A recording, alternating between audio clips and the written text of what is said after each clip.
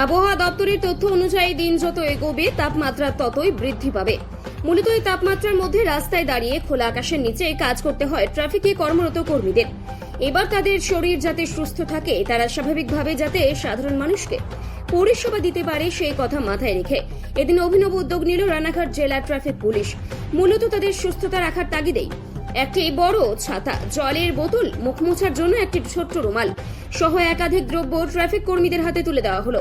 উপস্থিত ছিলেন রানাঘাট জেলা পুলিশের ট্রাফিকের ডিএসপি সঞ্জয় কুমার, উপস্থিত ছিলেন শান্তিপুর ট্রাফিক ওসি দীপক শিকদার সহ অন্যান্য পদাধিকারী।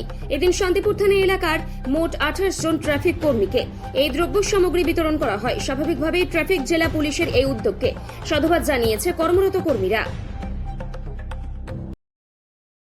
আজকে আমাদের ট্রাফিককে আমাদের পুলিশের তরফ থেকে, বড়সাহেবের তরফ থেকে ট্রাফিক পুলিশকে আজকে ডিস্ট্রিবিউট করা হলো সামার সেফটি কিট। তার মধ্যে হচ্ছে ছাতা, তার মধ্যে হচ্ছে আপনার ওআরএসের প্যাকেট, এর মধ্যে আপনার গ্লুকন্ডি, আমাদের বটল, বিভিন্ন রকম জিনিসগুলো যেগুলো কিটের মধ্যে থাকে সব কম্বাইন করে একটা প্যাকেজ হিসাবে দেওয়া হচ্ছে।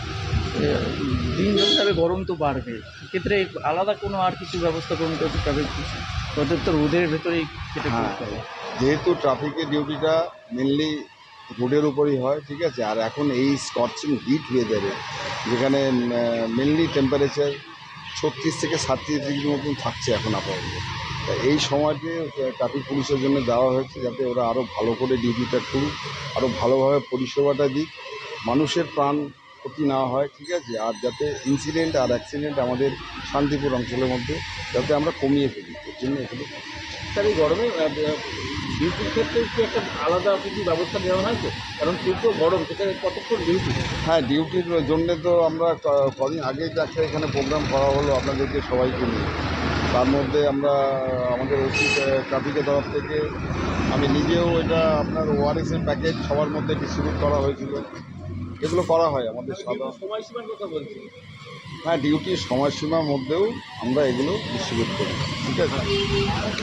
আরেকটা বিষয় হচ্ছে যে তাদের ক্ষেত্রে ব্যাংকিংয়ের একটা বিষয় বলা হলো। হ্যাঁ, বাবু বললেন ওটা আমাদের ওসি ট্রাফিক এটা ইলাবোরেটরি বলে দিয়েছেন, ওদেরকে জানিয়ে দেওয়া হয়েছে ব্যাংকিং পরিষেবা যেটা যে জায়গাটা ওদের দরকার পড়বে, ঠিক আছে, সেইভাবে পিএনবির মাধ্যমে ওরা এটা করাবে, অসুবিধা নেই। আর একটু যদিও অনভিপ্রেত আমরা চাইবো না কখনো, কিন্তু তবু অ্যাক্সিডেন্টাল যে বেনিফিট এগুলো কি বেশি করা হয়েছিল? অ্যাক্সিডেন্টাল বেনিফিটের মধ্যে আমাদের এর আগে যা স্ল্যাব ছিল সেই স্ল্যাবটা বেড়েছে, সেই ব্যাপারে আমার ওসিভাবেই করলে এটা দেওয়া হলো স্যার সবার ক্ষেত্রে কি? সবাই আমাদের শান্তিপুর ট্রাফিকে যতজনই আছে টোটাল হেড, ঠিক আছে, টোটাল পুলিশ পার্সোনাল, ঠিক আছে, ইনক্লুডিং সিভিক, ঠিক আছে, ইনক্লুডিং এনবিএফ, ইনক্লুডিং হোমগার্ড, সবাই এর মধ্যে আছে। তার মধ্যে সবাইকে দেওয়া। আনুমানিক স্যার কতজন হতে পারে? টোটাল জেলার ক্ষেত্রে আমি যদি বলি, টোটাল জেলার ক্ষেত্রে আমাদের 450 পিস দেওয়া হয়েছে টোটাল। Thank you. আমাদের এখানে 28 জন। আপনার নাম আছে? DSP traffic Ranaghat Sanjay.